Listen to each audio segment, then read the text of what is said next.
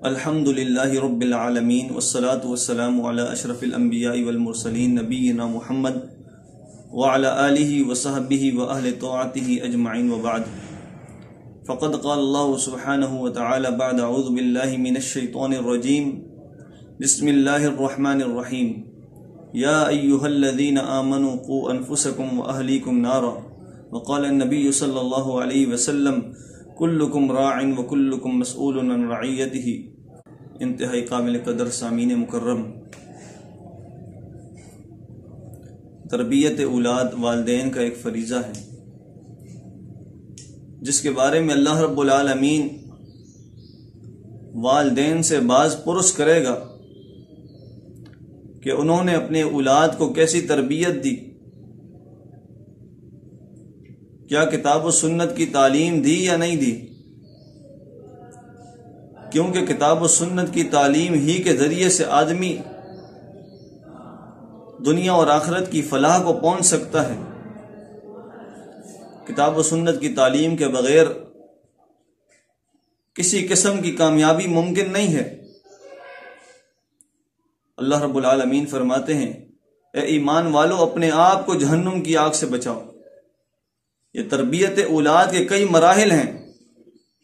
جن میں سب سے پہلا مرحلہ کیا ہے کہ آدمی اپنے آپ کو، اپنے نفس کو جہنم کی آگ سے بچا لے۔ نکاح سے پہلے آدمی کتاب و سنت کی تعلیم حاصل کرے، سب سے پہلے اپنی تربیت کرے، پھر اس کے بعد ایک نیک بیوی کی تلاش ہو جو صالحہ ہو،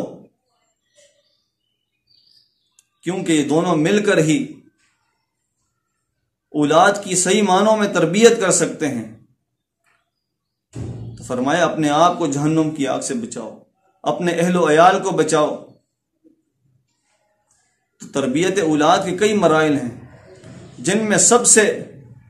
اہم ترین مرحلہ جو تربیت اولاد کے جمیع مراحل کو، تمام مراحل کو شامل حال ہے، وہ مرحلہ یہ ہے کہ آدمی رزق حلال کا اہتمام کرے، اس کے رزق سے حلال کی خوشبو آ رہی ہو، حلال کی خوشبو اس کے رزق سے پھوٹ رہی ہو، کیونکہ اگر رزق حلال نہیں ہے اور آدمی دعائیں اپنی اولاد کے لیے کرتا رہے، اپنے لیے کرتا رہے، اس کی دعائیں قطعاً قبول نہیں ہوں گی۔ پیارے پیغمبر صلی اللہ علیہ وسلم کا فرمان ہے کہ ایک شخص بیت اللہ میں چلا جاتا ہے، اللہ کے گھر کا طواف کرتا ہے، حج کرتا ہے، اور اللہ کے سامنے دست بازو پھیلا کر دعائیں کرتا ہے کہ یا اللہ، جو بھی دعا غرض کرتا ہے، پیارے پیغمبر علیہ السلام فرماتے ہیں اللہ تعالیٰ اس بندے کی دعا کو کیسے قبول کرے، حالانکہ اس کے بال مٹی سے اٹے ہوئے ہیں، اس کے کپڑے گرد آلود ہیں، اس کا چہرہ، اس کے قدم غبار آلود ہیں، وہ دعائیں بھی مانگ رہا ہے، لیکن اللہ رب العالمین اس کی دعاؤں کو کیسے قبول کرے، جبکہ اس کا کھانا حرام کا، اس کا پینا حرام کا، اس کا لباس جو اس نے زیبتن کیا ہوا ہے وہ بھی حرام کا ہے۔ اللہ رب العزت اس کی دعاؤں کو قبول کرے تو کیسے کرے؟ تو اگر آدمی کے رزق میں حلال کی ملاوٹ نہیں ہے، حرام کی ملاوٹ ہے، حلال کی خوشبو نہیں پھوٹ رہی، تو ایسا بندہ قطعاً یہ امید نہ رکھے کہ اس کی اولاد بھی نیک اور صالح بن جائے گی۔ تو رزق حلال جو ہے، اگر یہ نعمت آدمی کو میسر ہے تو وہ آدمی اپنے رب سے دعائیں کرتا ہے تو اللہ رب العالمین اس کی دعاؤں کو قبول کرتا ہے۔ مجھے محدث عبداللہ روپڑی رحمہ اللہ کی وہ بات یاد آ رہی ہے، جب انہوں نے کسی گاؤں میں ایک درس دیا، درس کے آخر میں لوگ جمع ہو گئے اور کہنے لگے آپ اللہ کے نیک بندے ہیں، آپ عالم دین ہیں، ہمارے گاؤں میں قحط سالی کا عالم ہے، جانور پیاس سے بلک کر مر رہے ہیں، ہمارے بچے پریشان ہیں، دور گاؤں سے پانی لانا پڑتا ہے، کھیتیاں خشک ہو چکی ہیں۔ اللہ تعالیٰ سے دعا کریں کہ اللہ تعالیٰ ہم پر اپنی رحمت کا نزول فرما دے، بارش ہم پر نازل ہو جائے۔ محدث عبداللہ روپڑی رحمہ اللہ نے جواب دیا کہ میں اللہ سے دعا کروں گا اور مجھے یقین ہے کہ اللہ رب العالمین تمہارے حق میں میری دعا کو قبول کرے گا، لیکن جب میں تمہارے گاؤں میں داخل ہوا تو میں نے تمہارے اندر ایک گناہ دیکھا ہے، اس گناہ کو اپنے آپ سے دور کر دو، اللہ کی رحمت تمہارے قریب آ جائے گی۔ لوگوں نے کہا وہ کون سا گناہ ہے کہ جس کی وجہ سے اللہ کی رحمت رک چکی ہے اور ہم پر برس نہیں رہی؟ ہمیں بتاؤ تاکہ ہم اس گناہ کو اپنے آپ سے دور کر دیں اور اللہ کی رحمت کو اپنے قریب کر لیں۔ محدث عبداللہ روپڑی رحمہ اللہ فرمانے لگے، لوگوں میں نے تمہارے اندر یہ گناہ دیکھا، جب میں تمہارے بستی میں داخل ہوا، تمہارے گاؤں میں داخل ہوا تو میں نے یہ دیکھا کہ تم میں سے ہر شخص کے پاس جو ہے ایک حقہ ہے اور وہ حقہ پیا چلا جا رہا ہے۔ فرمایا تم سارے گاؤں والے اپنے حقے اس مسجد میں لا کر جمع کر دو اور میرے سامنے توڑ دو ان سب کو، اللہ رب العالمین تم پر اپنی رحمت برسائے گا۔ لوگوں نے دیکھا کہ اگر یہ گناہ ہم میں ہے اور اس کے ختم کرنے کی وجہ سے اللہ کی رحمت ہم پر برستی ہے، ہمارے بچے پیاس سے بلک کر مر رہے ہیں، جانور مر رہے ہیں، کھیتیاں اجڑ چکی ہیں اور ہماری حالت غیر ہو چکی ہے، تو ہم ضرور اس گناہ کو ختم کرتے ہیں۔ پورے گاؤں والے اس مسجد میں حقے لانے لگے، سب اپنے حقے لا کر جمع کر دیے سب نے۔ اب عبداللہ روپڑی رحم اللہ فرمانے لگے کہ ان حقوں کو توڑ دو، سبوں نے اپنے حقے توڑ ڈالے۔ اب محدث عبداللہ روپڑی رحمہ اللہ انہوں نے 2 رکعت نماز ادا کی، نماز کے بعد اپنے ہاتھوں کو اللہ کے سامنے پھیلا دیا،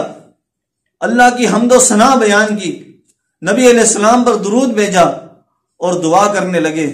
اے اللہ عبداللہ آج اتنا ہی کر سکتا تھا کہ اس نے ایک گناہ لوگوں میں دیکھا ہے، اللہ آج عبداللہ نے اس گناہ کو لوگوں کے اندر سے ختم کر دیا ہے۔ یا اللہ عبداللہ نے یہی گناہ دیکھا تھا اور ختم کر دیا تیری توفیق سے۔ یا اللہ عبداللہ نے لوگوں سے وعدہ کیا ہے کہ اللہ تم پر اپنی رحمت برسائے گا، آج عبداللہ کی لاج رکھنا، عبداللہ کی بات کی لاج رکھنا، اس کے وعدے کی لاج رکھنا، یا اللہ آج مجھے رسوا نہ کرنا۔ ابھی ہاتھ زمین پر نہیں آئے تھے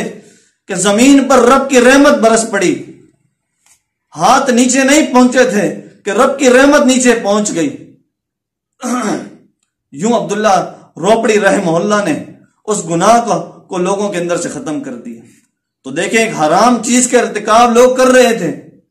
اور عبداللہ روپڑی رحمہ اللہ نے ان سے کیا کہا کہ تمہاری دعائیں نہیں قبول ہو رہی، اس کی وجہ کیا ہے؟ اس کی وجہ یہی ہے کہ تم حرام کا ارتکاب کرتے ہو، اس حرام کو اپنے اندر سے ختم کر دو تو اللہ رب العالمین تمہاری اولادوں کو بھی نیک بنا دے گا، اللہ اپنی رحمت ہر قسم کی تم پر برسائے گا۔ پھر محدث عبداللہ روپڑی رحمہ اللہ کے خاندان والوں سے میری ملاقات ہوئی۔ ان کے خاندان کے پھر کئی شعبے ہیں، کئی ان کی شاخیں بن گئی ہیں، جن میں سے مدنی خاندان سے میری ملاقات ہوئی۔ میں نے ان سے پوچھا، بلکہ انہوں نے مجھے بتایا کہ ہمارا کوئی بھی بچہ ایسا نہیں ہے اور کوئی بھی بچی ایسی نہیں ہے ہمارے خاندان میں جو 10 سال کی ہو جائے اور وہ حافظ قرآن نہ ہو۔ ہمارے پورے خاندان کا ہر بچہ اور ہر بچی وہ حافظ قرآن ہے، نہ کوئی ساس، نہ کوئی بہو، نہ کوئی سسر، نہ کوئی شور، نہ کوئی عورت، کوئی بھی ایسی نہیں جو حافظ قرآن نہ ہو۔ تو یہ محدث عبداللہ روپڑی رحمہ اللہ تھے جنہوں نے حرام کو لوگوں کے اندر سے ختم کیا اور خود بھی حرام سے اجتناب کرتے رہے۔ پھر ان کی اولادوں میں اللہ رب العالمین نے کیسے لوگ پیدا کیے، کیسی نیک اولاد اللہ نے دی کہ ان کے خاندان میں پورا ایک سلسلہ چل پڑا ہے کہ ہر بچہ اور ہر بچی وہ حافظ قرآن ہے۔ تو ہم بھی اگر اپنے آپ کو حرام سے بچائیں اور ہمارے رزق میں حلال کی خوشبو بوٹ رہی ہو تو ہمارے اولاد بھی جو ہے وہ نیک اور صالح بنے گی، ہماری دعائیں قبول ہوں گی، اللہ رب العالمین اپنی رحمتیں برسائے گا اور اولاد بھی نیک ہو جائے گی۔ تو اللہ رب العالمین سے دعا ہے کہ اولاد کی تربیت کے جتنے بھی مراحل ہیں ان سب کو آسان طریقے سے نبھانے کی توفیق عطا فرمائے اور اپنے آپ کو حرام سے بچانے کی اللہ تعالیٰ توفیق عطا فرمائے۔ وآخر دعوانا الحمدللہ۔